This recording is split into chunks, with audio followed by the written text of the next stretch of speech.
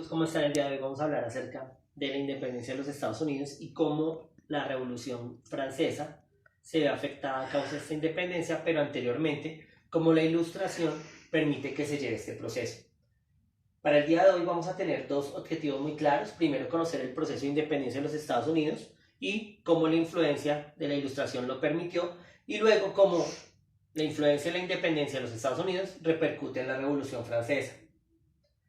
Listo. Vamos a mirar también que este conflicto se origina a causa de que las 13 colonias que estaban bajo el dominio británico intentan independizarse a través de un proceso económico. ¿Por qué? Porque esa independencia es diferente a lo que sucede en los países, digámoslo así, suramericanos. Esta independencia es una independencia a nivel económico, ya que se ven afectados por el influjo del Imperio Británico en su economía. Nosotros nos vamos a dar cuenta que existen 13 colonias. Esas 13 colonias quedan en el Atlántico, muy cerca, pues digámoslo así, a Inglaterra por parte del mar, por lo cual el Imperio Británico es el que tiene dominio sobre estas 13 colonias. Esto va a permitirse que luego de esa independencia se formara en el año de 1776 la independencia de los Estados Unidos. Por lo tanto se forma el primer estado moderno, que son los Estados Unidos. Hay características dentro de estas colonias. Primero, que no tenían un parlamento, por ello no desarrollaban sus propias asambleas.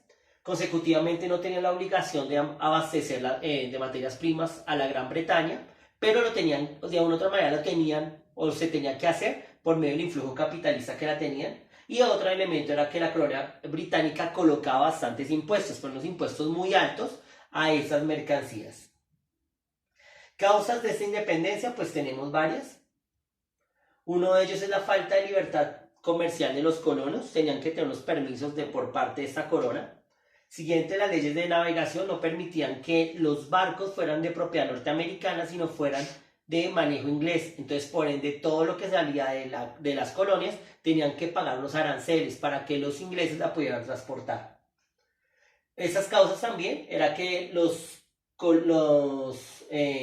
el Imperio Británico tomó un impuesto supremamente alto, como fue el impuesto al timbre, el impuesto a, digámoslo así, a poder llevar mercancías, y el impuesto al té. De ahí sale el famoso o la famosa independencia, que es el Tea Party, la fiesta del té, porque de otra manera les tocaba ellos pagar el té muy caro, pero eran los mismos que lo producían.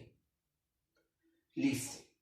Vamos a darnos cuenta dentro de ese desarrollo. El primero fue el año 1773, cuando el cargamento de té es arrojado al mar en el puerto de Boston. Allí es lo que nosotros conocemos como el Tea Party. Fue el grito de independencia de los Estados Unidos. Acá vamos a ver imágenes de ese proceso. Son unas fotografías que fueron unas pinturas que se diseñaron en ese momento. Listo. Luego fue el endurecimiento de la represión británica, ya a nivel militar, para controlar esas independencias, esos movimientos agitadores sociales, y pues obviamente lo iban a hacer por medio del fuego. Y en 1774 el Congreso en Filadelfia declaran los derechos civiles de los norteamericanos, que es como el grito final de la independencia dentro de ese proceso. Nos vamos a dar cuenta que hay enfrentamientos entre las tropas británicas y los colonios dentro de una declaración oficial de guerra, y es donde se nombra a George Washington como el representante legal de las colonias, y ya empieza digamos así, la confrontación. Por eso uno de los padres fundadores es George Washington. Acá vemos de una otra manera que en 1776 se proclama la independencia de los Estados Unidos el 4 de julio, que es el día de la independencia. Acá está uno de los elementos de la carta. Y en 1783 ya empieza todo el Tratado de la Libre Navegación y la proclamación de estos derechos de independencia por Thomas Jefferson. Allí es donde se aprueba esta declaración y se permite que se le da reconocimiento al nuevo Estado de los Estados Unidos.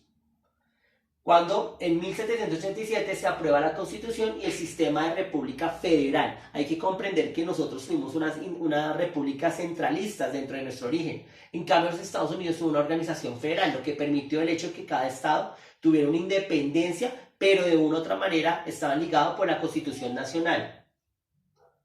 Ya en 1789 fue la elección de George Washington como el primer presidente de Norteamérica, y luego consecutivamente nos vamos a dar cuenta que se hace todo el proceso del desarrollo de la nueva nación. De ahí en adelante está todo el proceso de independencia de los Estados Unidos, que Posteriormente iba a llevarse a la guerra de sucesión, la guerra entre el norte y el sur por algunos territorios. Muchas gracias.